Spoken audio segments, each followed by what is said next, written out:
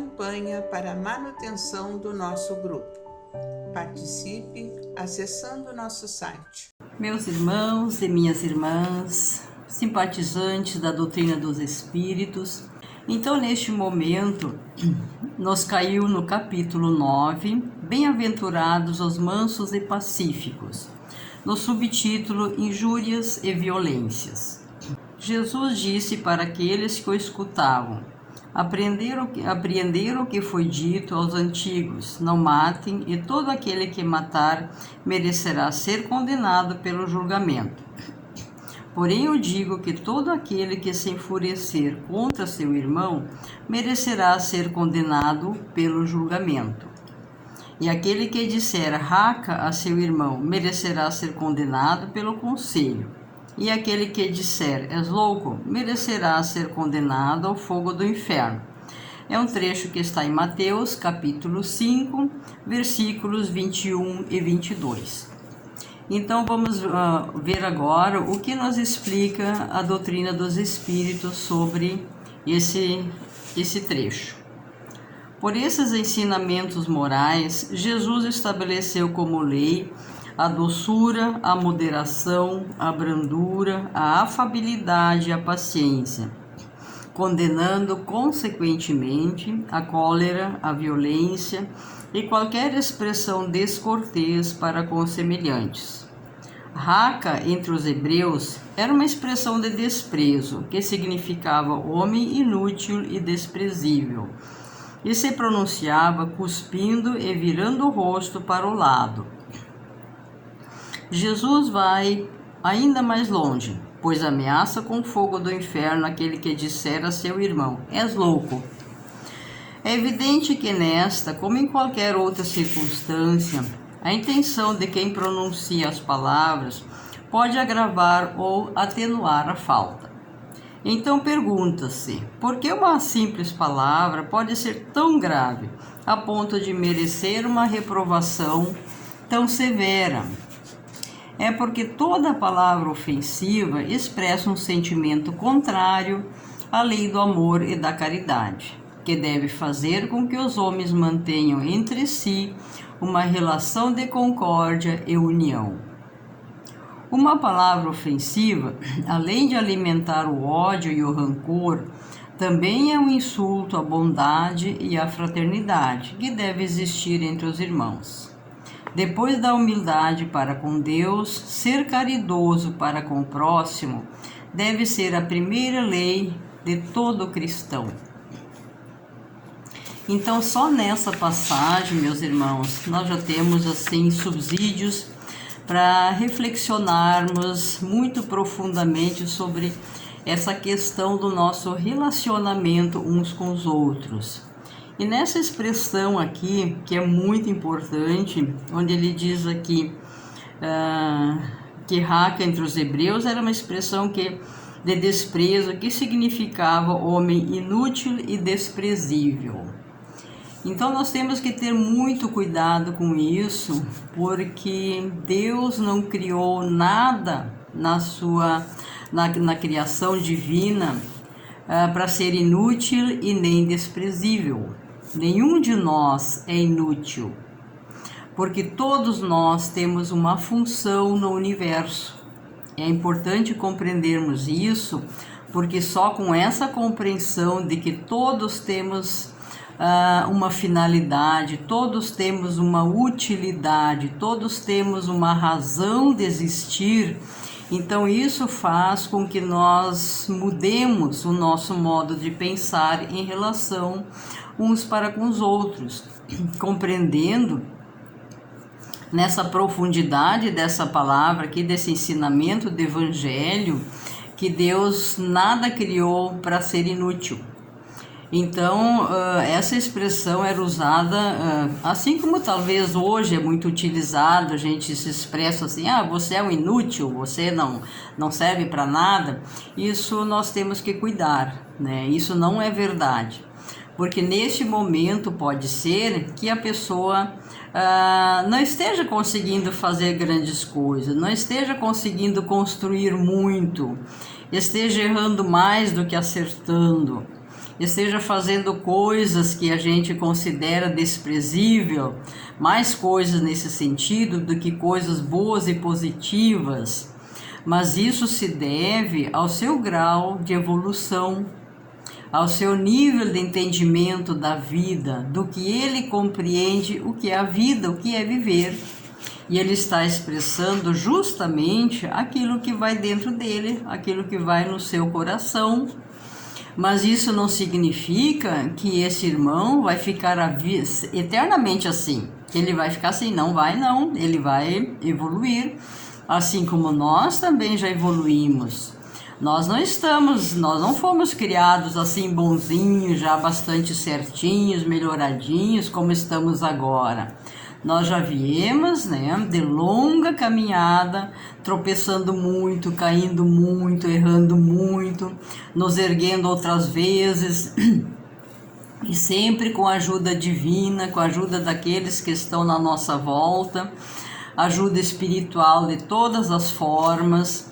E então a gente vai evoluindo, vai se melhorando, e assim todos nós. Então não existe na criação divina ninguém inútil e ninguém desprezível. Então são palavras que nós temos que repensar muitas vezes antes da gente reformular, colocá-las para fora.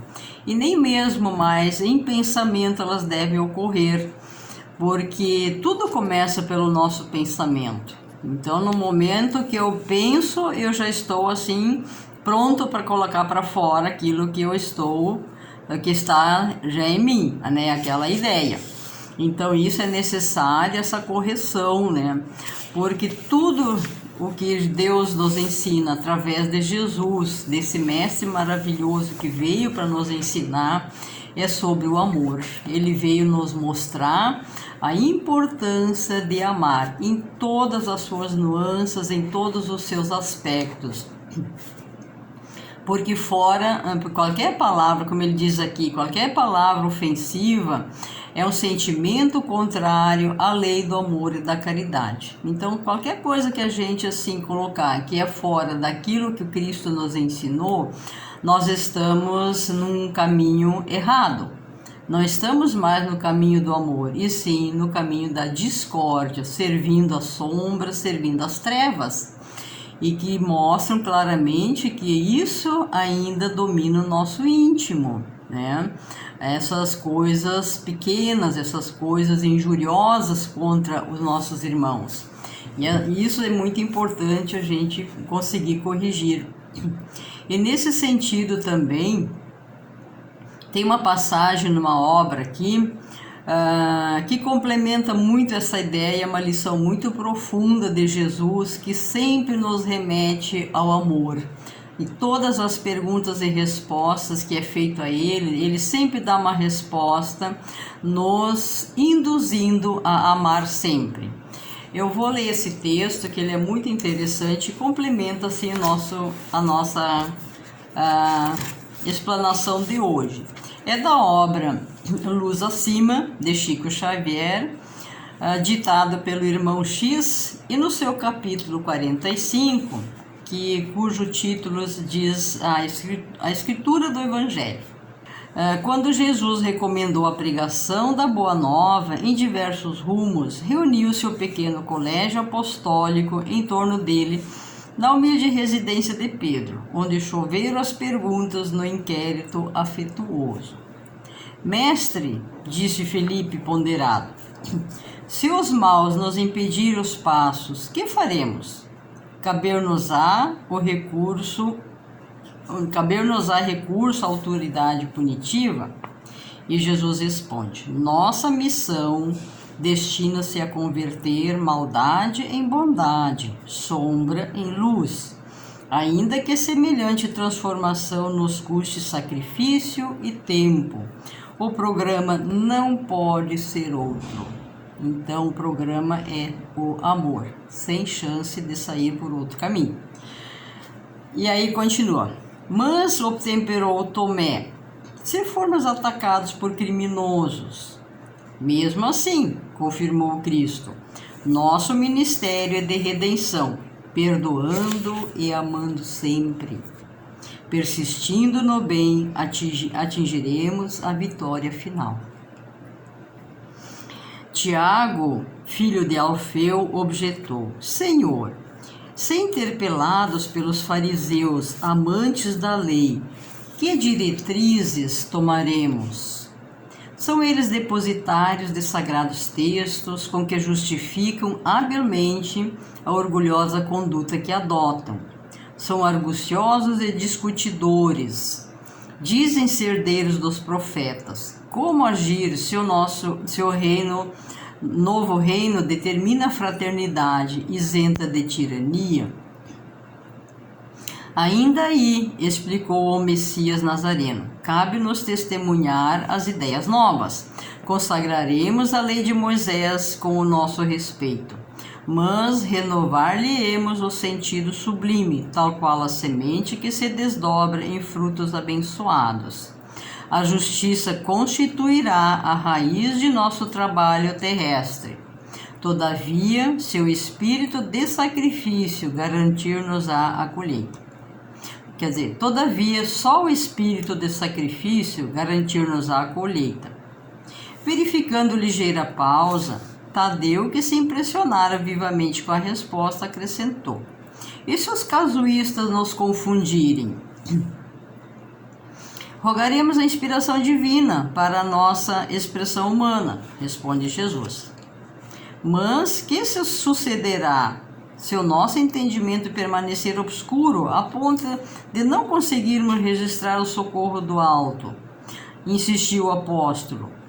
E Jesus esclarece: será então necessário purificar o vaso do coração, esperando a claridade de cima.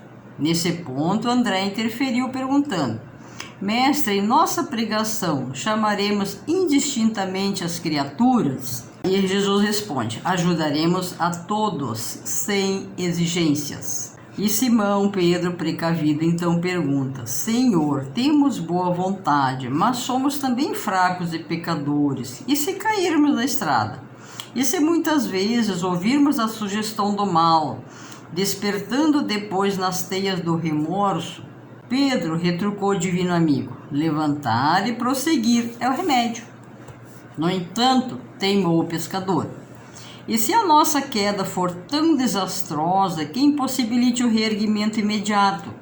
E Jesus responde: rearticularemos os braços desconjuntados, remendaremos o coração em frangalhos e louvaremos o Pai pelas proveitosas lições que houvermos recolhido, seguindo adiante. E era o que fazia Paulo apóstolo. Ele caía, se quebrava, era machucado, era açoitado, mas ele levantava seus caquinhos e ia adiante, ele não parava. E João então pergunta: e se os demônios nos atacarem? Atraí-los-emos à glória do trabalho pacífico. E comentou então Tiago, filho de Zebedeu: se nos odiarem e perseguirem? Jesus responde: serão amparados por nós no asilo do amor e da oração. E filho de Quirió pergunta: e se nossos inimigos poderosos e inteligentes nos destruírem? E Jesus responde sabiamente: o espírito é mortal. Porque sabemos que ninguém morre, né? Então o espírito é imortal. Elucidou Jesus calmamente: e a justiça enraiza-se em toda parte. Foi então que Levi, homem prático habituado à estatística, observou prudente: Senhor, o fariseu lê a Torá, baseando-se nas suas instruções. O saduceu possui rolos preciosos a que recorre na propaganda dos princípios que abraça. O gentil, sustentando as suas escolas, conta com milhares de pergaminhos, arquivando pensamentos e convicções dos filósofos gregos e persas, egípcios e romanos. E nós? A que documentos recorreremos? Que material mobilizaremos para ensinar em nome do Pai sábio e misericordioso? O mestre meditou longamente e falou: usaremos a palavra quando for necessário. sabendo, porém, que o verbo degradado estabelece o domínio das perturbações e das trevas. Valer-nos-emos dos caracteres escritos na extensão do reino do céu. No entanto, não ignoraremos que as praças do mundo exibem numerosos escribas de túnicas compridas, cujo pensamento escuro fortalece o império da incompreensão e da sombra. Utilizaremos, pois, todos os recursos humanos no apostolado, entendendo, contudo, que o material precioso de exposição da Boa Nova reside em nós mesmos. Olha que profunda essa resposta, né? O próximo consultará a mensagem do Pai em nossa própria vida, por meio de nossos atos e palavras, resoluções e atitudes. Pousando a destra no peito, acentuou: a escritura divina do Evangelho é o próprio coração do discípulo. Então, esta lição, meus irmãos, ela é extremamente significativa e profunda, porque todo esse questionamento que foi feito a Jesus, todas essas dúvidas dos apóstolos, ele sempre direcionou-os para o amor. Então, é a nossa via, é o nosso único caminho, é amar. Nós não temos outra saída.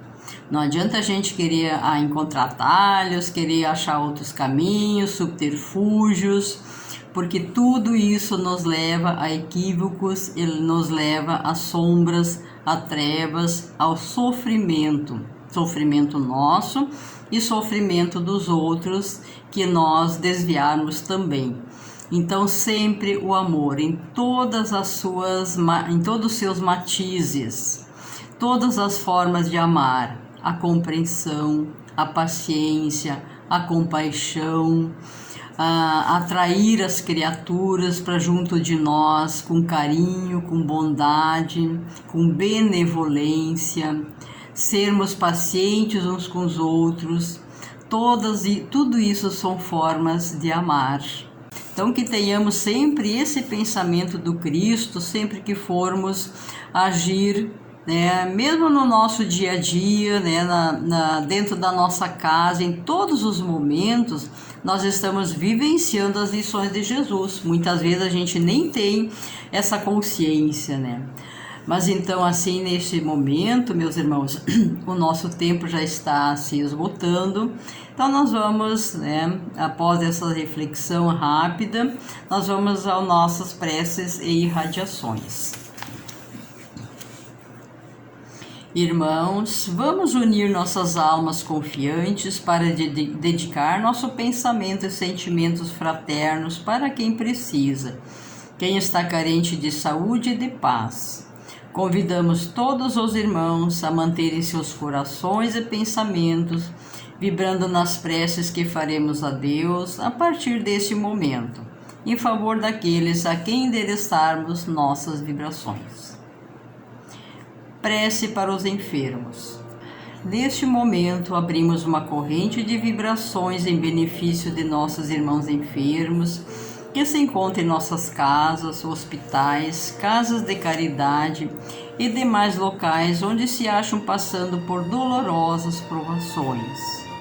Senhor, pedimos alívio para esses irmãos, que o teu infinito amor permita que os divinos mensageiros possam deles se aproximar, suavizando-lhes o sofrimento.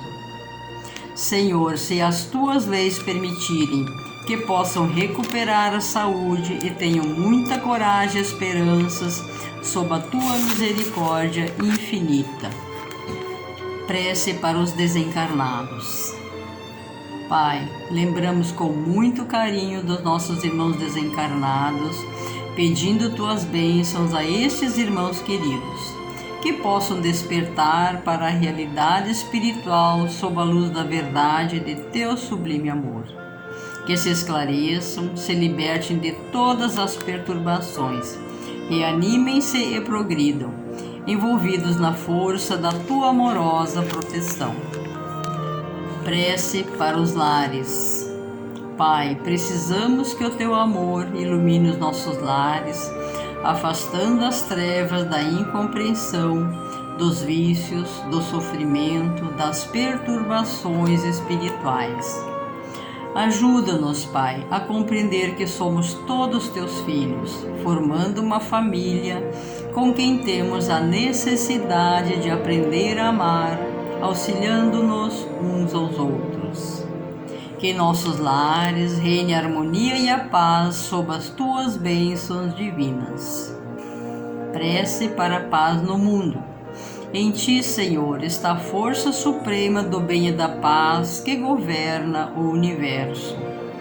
Abençoa os dirigentes de todas as nações, especialmente os do nosso país. Que saibam governar bem sob a Tua proteção, no sentido da ordem e da fraternidade universal. Graças, Senhor, por esses momentos felizes e pela assistência amorosa dos bons espíritos. Abençoa-nos, seja feita a Tua vontade. Despede-nos na Tua paz, assim seja. Campanha para a manutenção do nosso grupo. Participe acessando nosso site